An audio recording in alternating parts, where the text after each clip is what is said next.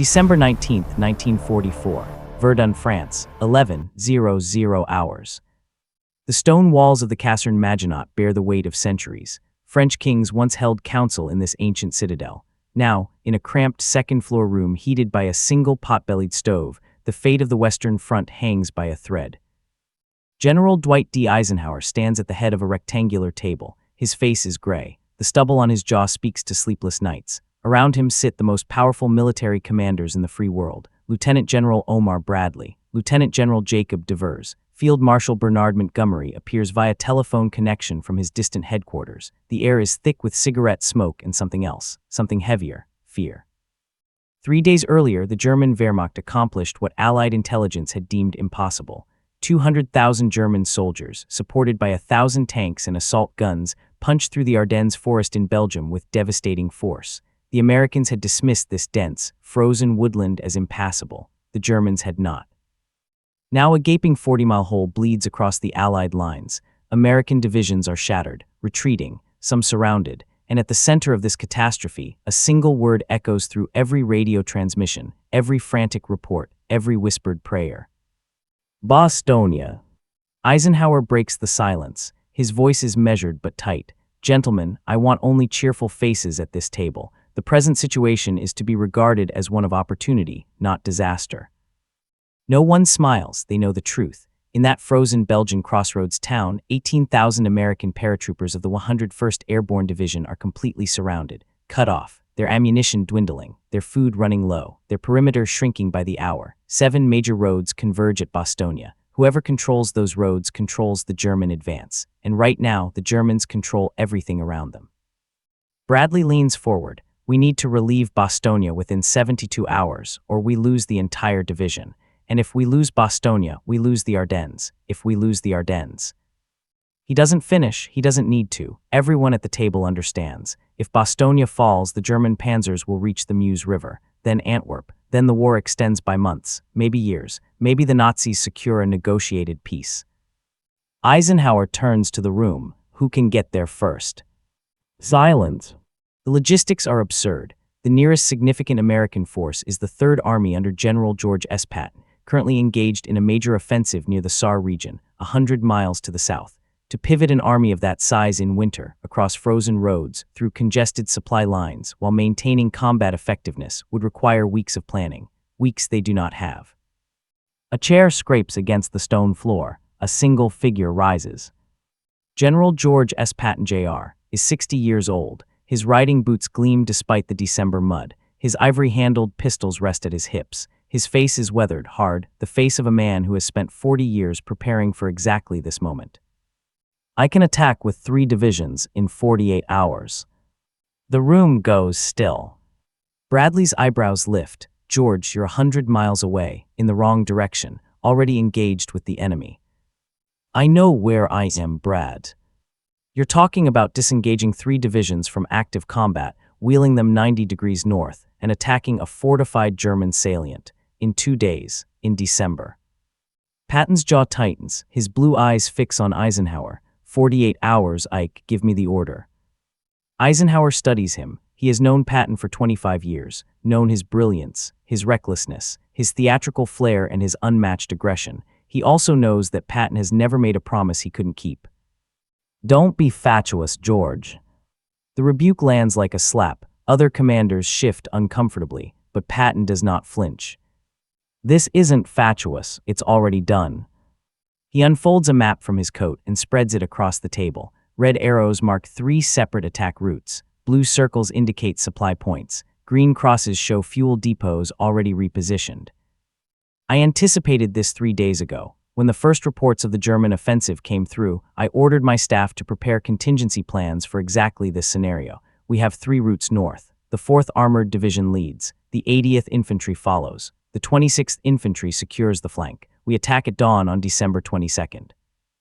The room stares at the map, at the impossible made possible. Eisenhower's voice drops. "You're asking me to bet 18,000 lives on your ability to move 250,000 men 100 miles in 48 hours, in winter, without breaking down."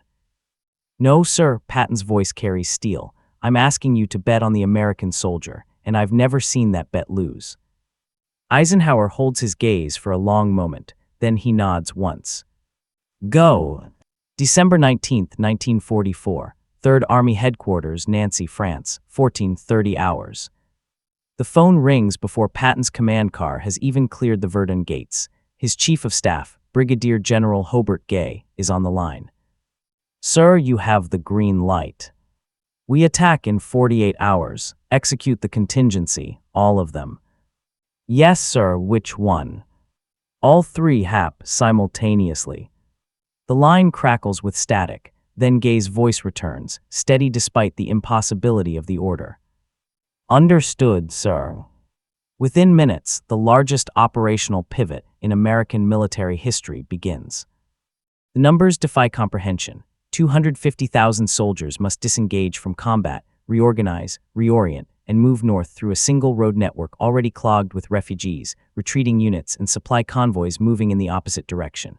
6,000 tanks, trucks, and armored vehicles must find fuel in a theater already rationed to the gallon. Artillery batteries must relocate their ammunition dumps.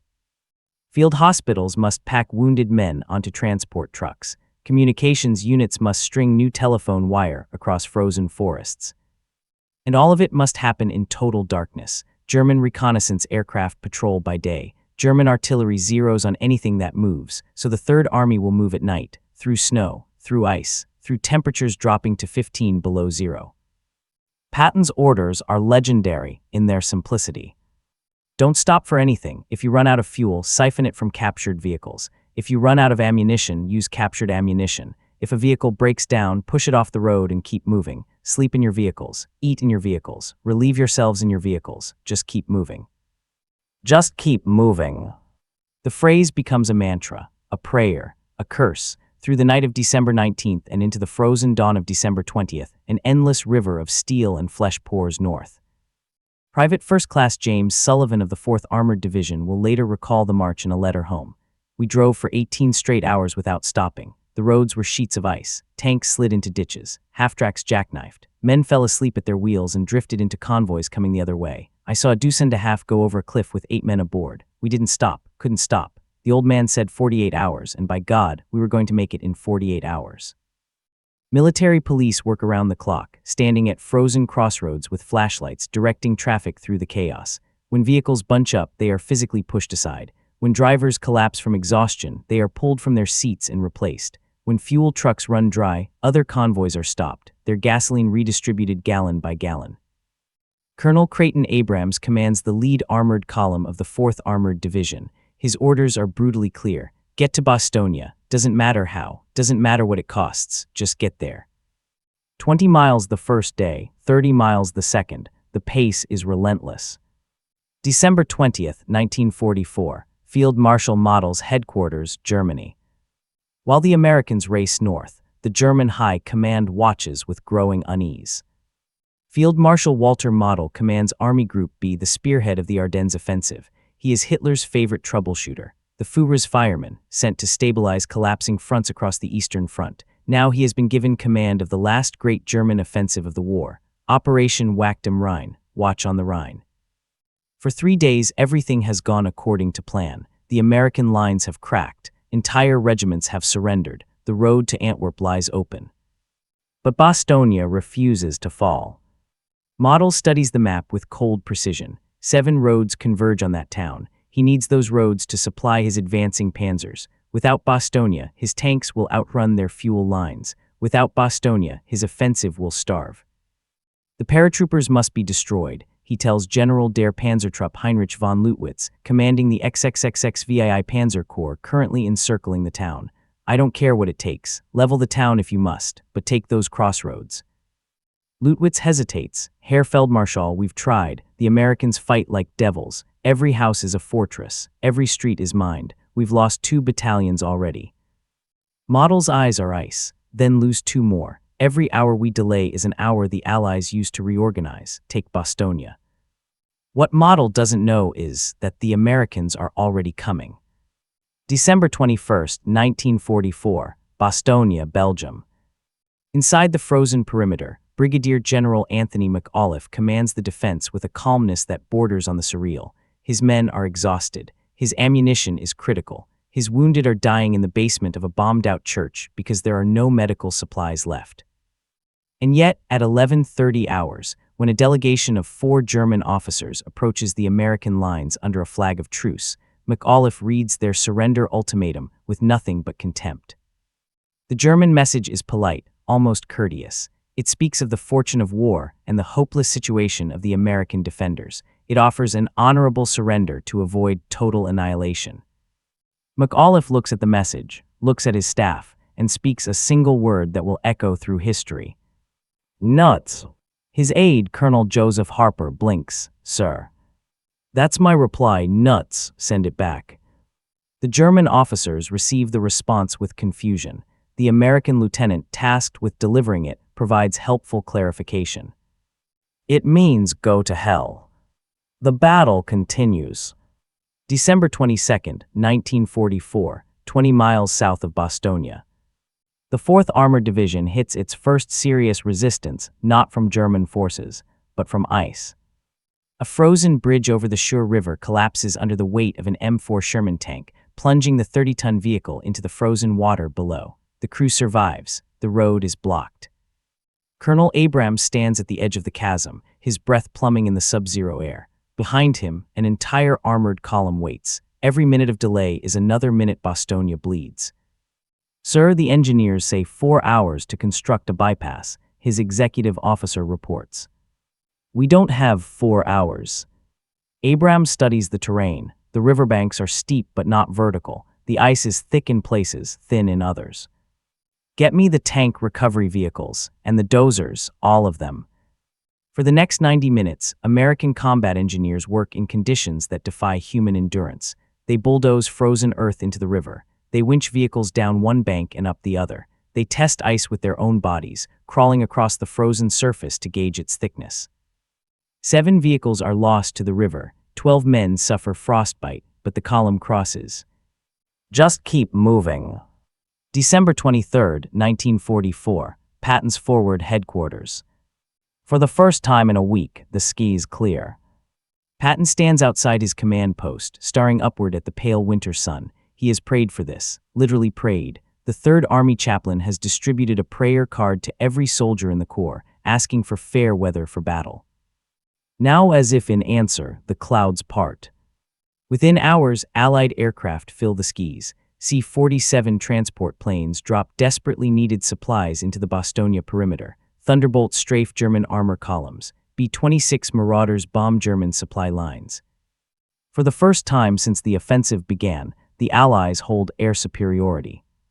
Patton's phone rings. It's Eisenhower. George, you're 1 day behind schedule. Patton's jaw tightens. The original 48-hour window has passed. Bastogne has not yet been relieved. I'm aware of that, Ikes. Can you still do it? Patton's voice drops to a growl. I'll be in Bastogne by Christmas, bet on it. He hangs up, turns to his staff. Get Abrams on the radio. Tell him I don't care if he has to walk through the German lines. He will reach Bastogne by sundown on the 26th. December 24, 1944, the Arlon Road. The German defenses stiffen. Every village becomes a fortress. Every crossroads becomes a killing ground. The 4th Armored Division is burning tanks faster than replacements can arrive. Officers are falling at 3 times the normal rate. And still they push.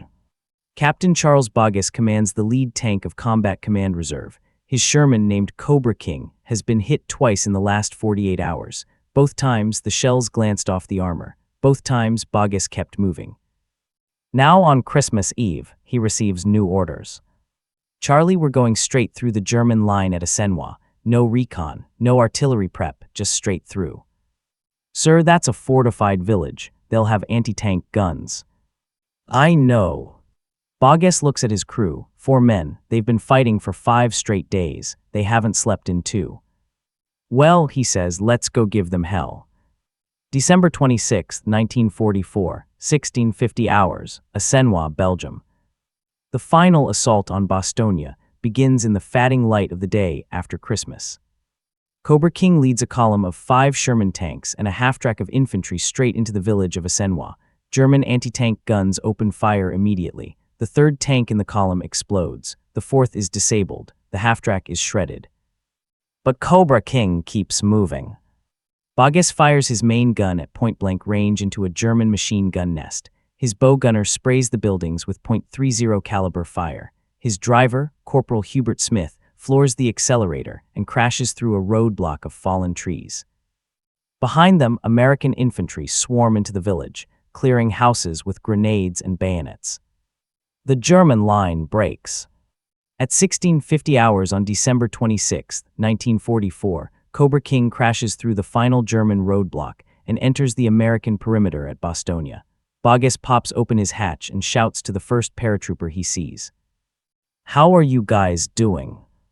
The paratrooper grins through a frozen, blood-stained face. "Glad to see you, tanker. The siege is broken." December 27, 1944, Bastogne.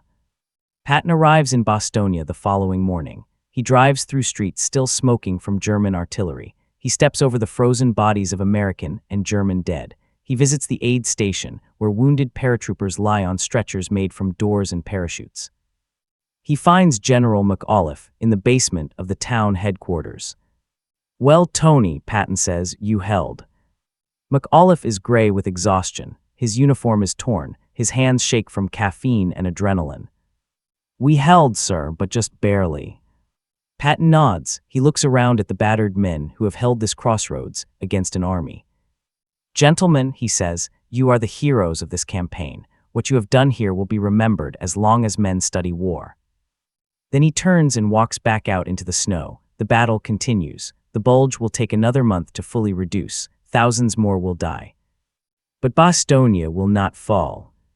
The historical significance of what Patton's Third Army accomplished in those frozen December days cannot be overstated. In 48 hours, or more accurately, in approximately 72 hours under combat conditions, Patton disengaged 250,000 men from active operations, pivoted them 90 degrees, moved them over 100 miles through some of the worst winter weather in European memory, and launched a successful relief operation against a fortified enemy salient. No other army in history had ever accomplished such a feat. Military historians would later call it the most brilliant operational maneuver of the entire war. General Eisenhower, in his post-war memoirs, described it as one of the most remarkable feats of generalship our army has produced. British Field Marshal Bernard Montgomery, no friend of Patton's, grudgingly admitted that the relief of Bastogne represented American mobility and flexibility at its finest. The German High Command was stunned. Field Marshal Model had assumed the Americans would take weeks to mount a significant counteroffensive. Instead, they had attacked in days. His offensive, already overextended, began to collapse. But the true credit belongs not to generals or strategists. It belongs to the American soldier, the men who drove through frozen nights without sleep, the tankers who rolled into enemy fire without hesitation, the infantry who cleared villages house by house, room by room, the medics who treated wounds with frozen fingers, the engineers who built bridges in sub-zero temperatures. These men accomplished the impossible because they refused to accept any other outcome. Patton himself acknowledged this in a letter written shortly after the battle. "In all my years of military experience, I have never seen men fight with such determination and endurance. The American soldier is the finest in the world. Given proper leadership, he can accomplish anything." The Battle of the Bulge would continue until late January 1945. The total cost to America was staggering: 19,000 killed, 47,000 wounded, 23,000 captured or missing. It remains the bloodiest single battle in American military history. But the crisis was broken at Bastogne. The German gamble had failed. Within 4 months, the war in Europe would be over. In his headquarters that Christmas night of 1944, as reports of Bastogne's relief filtered through the radio net, General Patton sat alone with a glass of bourbon and the weight of command. He had promised Eisenhower 48 hours. He had delivered in 72. Close enough. His men had done what no one believed possible. They had turned catastrophe into triumph through sheer force of will. On his desk lay a copy of the prayer card he had distributed to his troops, a prayer for good weather, a prayer for victory, a prayer for the American soldier to rise to the occasion.